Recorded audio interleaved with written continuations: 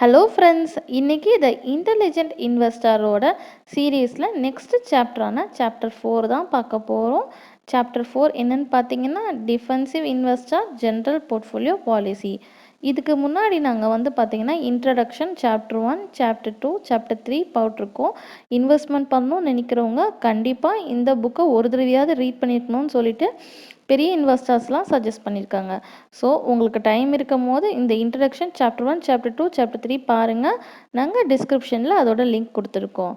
இப்போ வாங்க சாப்டர் 4 பார்க்க வீடியோக்குள்ளே போகலாம்.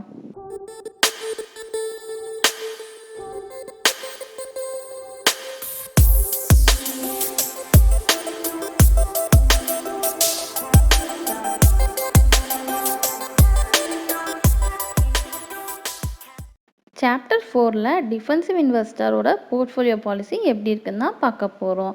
அதுக்கு முன்னாடி ஒரு சின்ன ரீகேப். டிஃபென்சிவ் இன்வெஸ்டர்னால் என்னென்னு பார்த்துடலாம். இதுக்கு முந்தின இருக்க வீடியோஸ்லேயே நம்ம சொல்லியிருக்கோம், அதனால் ஷார்ட்டாக சொல்லிடுறேன்.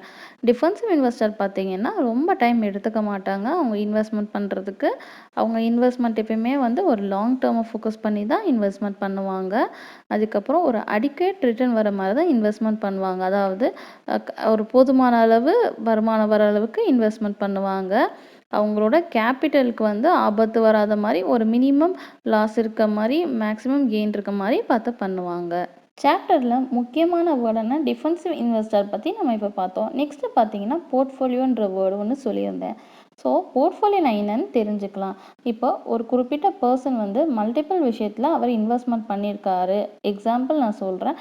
அவர் ஸ்டாக்ஸு, பாண்ட்ஸு, கோல்டு அப்படின்னு சொல்லிட்டு வித்தியாசம் இதில் அவரோட இன்வெஸ்ட்மெண்ட்டை பண்ணியிருக்காருன்னா அது அவரோட போர்ட்ஃபோலியோன்னு சொல்லுவாங்க. இப்போ போர்ட்ஃபோலியோவில் என்னென்ன இருக்குதுன்னு பார்த்துடலாம். ஸ்டாக்ஸ் இருக்கும், பாண்ட்ஸு, கோல்டு, ரியல் எஸ்டேட்டு, அப்புறம் அவங்க வச்சுருக்க கேஷு, பிபிஎஃப் அக்கௌண்ட்டு, டெபாசிட்ஸில் பார்த்திங்கன்னா எஃப்டிஆர்டி, இதெல்லாம் போர்ட்ஃபோலியோவில் நம்ம இன்வெஸ்ட்மெண்ட் பண்ணலாம். டிஃபென்சிவ் இன்வெஸ்டர் அவரோட போர்ட்ஃபோலியோவை எப்படி க்ரியேட் பண்ணுவாருன்னு பார்த்தீங்கன்னா, ஒரு டைம் ஸ்பெண்ட் பண்ணி ஃபுல்லாக அனலைஸ் பண்ணி இன்வெஸ்ட் பண்ணிட்டாருன்னா அதை அடிக்கடி மாற்ற மாட்டார். லெஸ் எஃபர்ட் தான் போடுவார். சிம்பிளாக இருக்கும். அடிக்கடி டிஸ்டர்ப் பண்ணுற மாதிரி அந்த போர்ட்ஃபோலியோ கண்டிப்பாக இருக்காது. லாங் டேர்மில் தான் அவரோட மைண்ட் செட் இருக்கும். அதாவது ஆட்டோ பைலட் மோடில் இருக்கனால அடிக்கடி அவருக்கு நிரந்தர வருமானம் அது மூலமாக வரும். அவரோட அடுத்த வேலையை பார்க்க அவர் போயிடுவார்.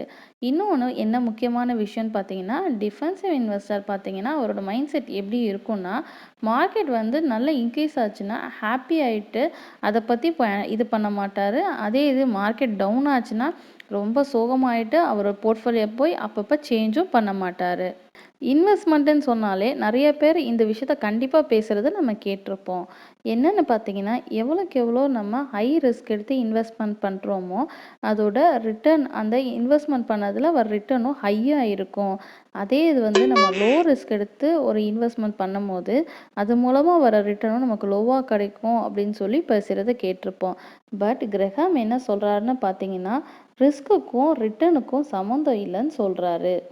பெரிய பெரிய இன்வெஸ்டர்லாம் பார்த்தீங்கன்னா ஒரு இன்டெலிஜென்ட் இன்வெஸ்ட்மெண்ட் எப்படி இருக்கணும்னு சொல்கிறாங்கன்னா, நம்ம எடுக்கிற ரிஸ்க்கு கம்மியாக இருக்கணும், அதே சமயத்தில் ரிட்டர்ன் ரொம்ப ஹையாக இருக்கணும் அப்படின்னு சொல்கிறாங்க.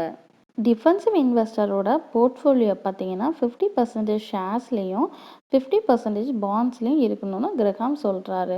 கிரஹாம் பார்த்தீங்கன்னா இந்த புக்கில் நிறைய இடத்துல பாண்ட்ஸ்ன்னு சொல்லியிருப்பாரு. பாண்ட்ஸ்ன்னு அவர் மீன் பண்ணுறது என்னன்னு பார்த்தீங்கன்னா ஒரு சேஃபர் இன்வெஸ்ட்மெண்ட். அதை நம்ம இந்தியாவுக்கு ஏற்ற மாதிரி சேஞ்ச் பண்ணி நான் சொல்கிறேன். நம்ம இந்தியாவில் பார்த்தீங்கன்னா சேஃபர் இன்வெஸ்ட்மெண்ட் என்னென்ன இருக்குதுன்னு பார்த்தீங்கன்னா பிபிஎஃப் இருக்குது, சுகன்யா சம்ருத்தி இருக்குது, போஸ்ட் ஆஃபீஸ் ஸ்கீம்ஸ்லாம் இருக்குது.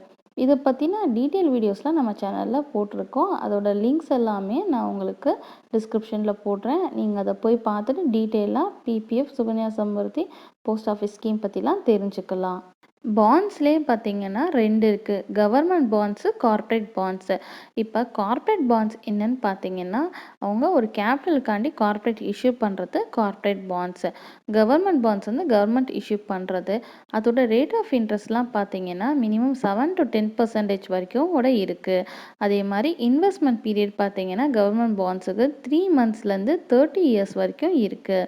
இந்த மாதிரி உங்களுக்கு பாண்ட்ஸ் பற்றி இன்டெப்த்தாக தெரிஞ்சுக்கணும்னு இன்ட்ரெஸ்ட் இருந்ததுன்னா நீங்கள் கமெண்ட் பாக்ஸில் மென்ஷன் பண்ணுங்கள். பாண்ட்ஸ் பற்றி ஸ்பெசிஃபிக்காக டீட்டெயில்டாக ஒரு வீடியோ போடுறோம்.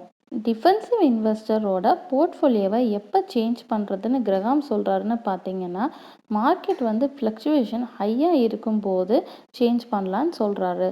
அதாவது மார்க்கெட் ரொம்ப ஹையாக இருக்கும்போதோ இல்லை ரொம்ப லோவாக இருக்கும்போதோ சேஞ்ச் பண்ணலான்னு சொல்கிறாரு. கிரகாம் வந்து ஒரு டிஃபென்சிவ் இன்வெஸ்டரோட போர்ட்ஃபோலியோ 50% வந்து ஷேர்ஸ்லேயும் 50% வந்து பாண்ட்ஸ்லேயும் இருக்கணும்னு சொல்கிறாரு. நம்ம இப்போ எக்ஸாம்பிளுக்கு ஒரு 1 lakh இருக்குன்னு வச்சுக்கலாம். அந்த 1 lakhல பார்த்தீங்கன்னா 50,000 ருபீஸ் நம்ம ஷேர்ஸில் இன்வெஸ்ட்மெண்ட் பண்ணியிருக்கோம், இன்னொரு 50,000 ருபீஸ் பாண்ட்ஸில் இன்வெஸ்ட்மெண்ட் பண்ணியிருக்கோன்னு வச்சுக்கலாம். மார்க்கெட் ஃப்ளக்சுவேஷன் ஹையாக இருக்கும்போது நம்மளோட இன்வெஸ்ட்மெண்ட்டான ஷேர்ஸில் வந்து 50,000 இருக்குது, ரிட்டர்ன்ஸாக நமக்கு 60,000 ஆயிடுதுன்னு வச்சுக்கலாம். அப்போ இந்த சைடு பார்த்தீங்கன்னா 60,000 ஷேர்ஸில் 60,000 பாண்ட்ஸில் 50,000 இருக்குது. ஸோ கிரகாம் சொல்கிறபடி இது 50-50யாக பேலன்ஸ் ஆகலை. ஸோ நம்ம ரிட்டர்ன் வந்த 10,000 பிரித்து இந்த சைடு 55,000 ஷேர்ஸ்லேயும் பாண்ட்ஸில் 55,000 போட்டோம்னா நம்ம கிரகாம் சொல்கிறபடி 50-50 வந்து பேலன்ஸ் ஆயிரும். நம்ம போர்ட்ஃபோலியோவும் ரீபேலன்ஸ் பண்ண மாதிரி இருக்கும். கரெக்டாக நமக்கு அடிக்கேட் ரிட்டர்ன்ஸும் இருக்கும். த இன்டெலிஜென்ட் இன்வெஸ்டரில் கிரகாம் வந்து 3 முக்கியமான விஷயத்த சொல்லியிருப்பாரு. ஃபஸ்ட்டு என்னன்னு பார்த்தீங்கன்னா, ஐக்யூக்கும் ரிட்டனுக்கும் சம்மந்தம் இல்லை அப்படின்னு சொல்லியிருப்பாரு. செகண்ட் என்னன்னு பார்த்தீங்கன்னா, நம்ம ரிஸ்க்குக்கும் ரிட்டனுக்கும் சம்மந்தம் இல்லைன்னு சொல்லியிருப்பாரு. தேர்டு வந்து என்ன சொல்லியிருக்காருன்னு பார்த்தீங்கன்னா, ஏஜுக்கும் ரிட்டனுக்கும் சம்மந்தம் இல்லைன்னு சொல்லியிருக்காரு. நம்ம இதுக்கு எக்ஸாம்பிளோட பார்க்கலாம். எப்பயுமே வந்து இந்த ஏஜ் இன்வெஸ்ட்மெண்ட் கேல்குலேஷன் எப்படி சொல்லுவாங்கன்னு பார்த்தீங்கன்னா, 100 மைனஸ் அவங்களோட ஏஜ் என்ன வருதோ அதுதான் வந்து ஸ்டாக்ஸில் இன்வெஸ்ட்மெண்ட் பண்ணணும்னு சொல்லுவாங்க. எக்ஸாம்பிளுக்கு இப்போ 30 இயர்ஸ் ஒரு யங்ஸ்டர்ஸ் எடுத்துக்கலாம். அப்போ 100 மைனஸ் 30 பார்த்தீங்கன்னா 70%. 70% வந்து அவர் ஸ்டாக்கில் இன்வெஸ்ட்மெண்ட் பண்ணணும்னு சொல்லுவாங்க. அவருக்கு இப்போ 30 இயர்ஸு, 31 இயர்ஸில் மேரேஜ் பண்ணலாம் அப்படின்னு ஒரு ஐடியாவில் இருக்காங்க. ஸோ வந்து அந்த 31 இயர்ஸில் வந்து மார்க்கெட் ஃப்ளக்சுவேஷனில் ஒரு லாஸ் வந்துருச்சு அப்படின்னா அவரோட இன்வெஸ்ட்மெண்ட் எல்லாமே போயிடுச்சு. ஸோ இந்த இடத்துல பார்த்தீங்கன்னா ஏஜுக்கும் ரிட்டனுக்கும் சம்மந்தம் இல்லைன்னு சொல்கிறாரு. ஃப்ரெண்ட்ஸ், இன்றைக்கி வீடியோவில் நம்ம த இன்டெலிஜென்ட் இன்வெஸ்டர் புக்கோட சாப்டர் 4 பற்றி பார்த்தோம். சாப்டர் 5 ரொம்ப முக்கியமானது. இது வரைக்கும் யாரோ சப்ஸ்கிரைப் பண்ணல அப்படின்னா நீங்கள் சப்ஸ்கிரைப் பண்ணி வச்சுக்கோங்க. அப்போ தான் சாப்டர் 5 போட்ட உடனே உங்களுக்கு நோட்டிஃபிகேஷன் வரும். இந்த வீடியோ உங்களுக்கு பிடிச்சிருந்ததுன்னா லைக் பண்ணுங்கள், ஷேர் பண்ணுங்கள், மறக்காமல் சப்ஸ்கிரைப் பண்ணுங்கள். தேங்க்யூ.